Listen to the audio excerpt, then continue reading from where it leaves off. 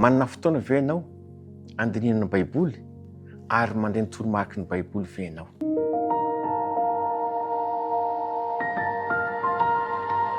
Talata 1 aprily. Faly miarabantsika rehetra indray tonga amin'ny fotoana izay raha mianatra ny soratra masina.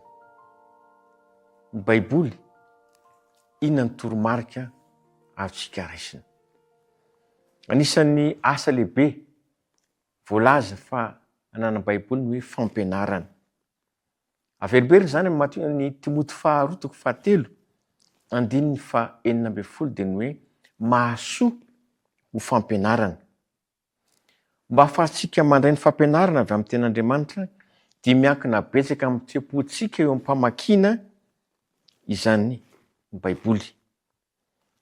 Mety ny mamaky baiboly nefa mety tsisy fiantraikany akory izany raha toa ka tsy raisintsika ao am-pontsika ny voalaza rehetra. Koa rariny raha afa-tanteraka ny hevitra voarain'ny olona manana saina misokatra ara-panahy raha mitaha amin'ny voarain'ny olona manana saina mihidy ara-panahy eo amin'ny famakiana ny baiboly. Noho izany dia izao no fomba hitsika mamaky ny baiboly. Ka ny te-pontsika manoloana ny baiboly na ny fomba famakiantsika azy dia samy tena manan-danja avokoa eo amin'ny fitomboana indrindra amin'ny fifandraisana amin'Andriamanitra. Fa izao ny zavatra tsarovy. Miankina betsaka amin'ny finoana sy zavatra antenaina izany. Izany hoe ity no vao mahafaly raha kely ny finoanao dia afaka manampy azy hitombo Andriamanitra. Raha kely zany finoanao dia afaka hampitombo izany Andriamanitra.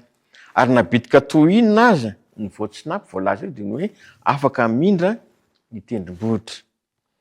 Ny ray amin'ny tanjony amin'ny baiboly dia izao: nilaza marina ny fiainantsika momba ny toetra, indrindra fifandraisantsika amin'Andriamanitra. Raha fitiana zany dia io baiboly izay eo am-pelantanantsika io dia manampy antsika amin'ny fahafantarana ny amin'ny fifandraisana amin'Andriamanitra. Koa raha misokatra andray ny fanahy masina ny fontsika ka manaiky ny tena mpanetrena isika dia voaova hatrany na dia tsy mety ho tsikarintsika avy hatrany aza izany isan'andro. Rehefa mamaky baiboly zany isika, rehefa mandinika ny baiboly isika, ka ny fanahy masina no avelantsika, hitondra antsika, hitantana antsika, dia isy fiovana mian-dalana zany.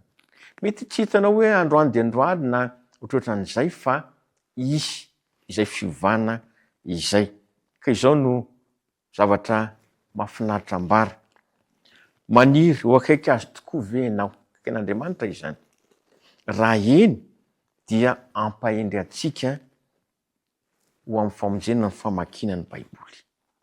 Izany hoe ny fanarahantsika ny toromarika, fanarahantsika ny tari-dalana, ampiny fanahy masina ao anatintsika dia mahatonga fiovana eo amin'ny fiainantsika ka ampitombo ny fifandraisana misy antsika amin'Andriamanitra, ary izany rehetra izany no hitarika ho amin'ny famonjena.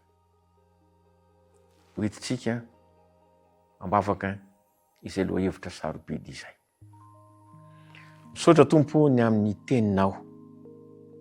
Androany dia manambara ianao fa ilaina ny toromarika voalaza ny baiboly. Mety eo amin'ny famakiana, amin'ny fandiniana no misy zavatra na olana mety tsy atotosa izany, fa ny angatanay dia ny hoe hovakianay amin'ny fony manontolo ny baiboly, ary angatanay ny fanatrehan'ny fanahy masina. Tompo malalo, toa avy aminay izany fiovana ateraky ny teninao izany.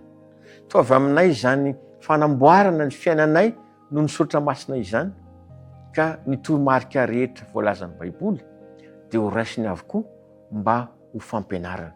Tompo malalo, miteza hita anay tsirairay avy ianao, ka anao fampiarana amin'ny fandiniana sy ny famakiana ny teninao, ary indrindra aro-tsainy fanahy masinao amin'ny anaran'i Jesosy.